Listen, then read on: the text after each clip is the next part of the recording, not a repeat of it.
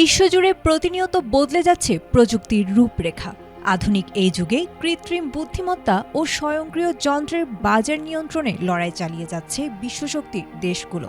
একে অপরকে পেছনে ফেলার এই দৌড় কেবল বাণিজ্যিক কৌশলেই সীমাবদ্ধ নেই, বরং রূপ নিয়েছে এক জটিল মনস্তাত্ত্বিক ও রাজকীয় প্রতিযোগিতায়। এই উত্তেজনার পারদ যেন আরও বাড়িয়ে দিল ওয়াশিংটনের সাম্প্রতিক একটি কূটনৈতিক ও প্রযুক্তিগত সিদ্ধান্ত।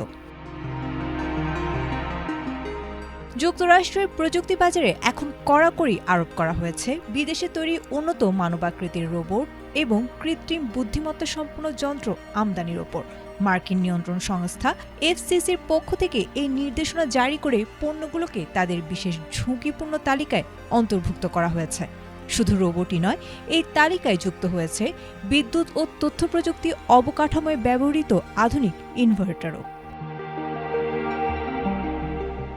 মার্কিন প্রশাসনের অভিযোগ, প্রযুক্তি নির্ভর এসব বিদেশি যন্ত্র যুক্তরাষ্ট্রের সরবরাহ ব্যবস্থা, গুরুত্বপূর্ণ ডেটা সেন্টার এবং সাইবার নিরাপত্তার জন্য বড় হুমকি। দূর থেকে যন্ত্র নিয়ন্ত্রণ, অবৈধ নজরদারি কিংবা তথ্য চুরির আশঙ্কার কথা তুলে ধরে এই সিদ্ধান্তকে সমর্থন জানিয়েছে তারা। তবে ওয়াশিংটনের এই পদক্ষেপে স্বাভাবিকভাবেই ক্ষোভ প্রকাশ করেছে চীন।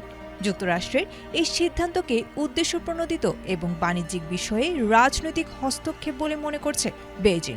চীনা দূতাবাসের দাবি, জাতীয় নিরাপত্তার অজুহাতে তাদের প্রযুক্তির বিকাশকে রুদ্ধ করার চেষ্টা করা হচ্ছে। তারা সতর্ক করে জানিয়েছে, নিজেদের বৈশ্বিক স্বার্থ ও ব্যবসা রক্ষায় চীনও পাল্টা প্রয়োজনীয় পদক্ষেপ নেবে।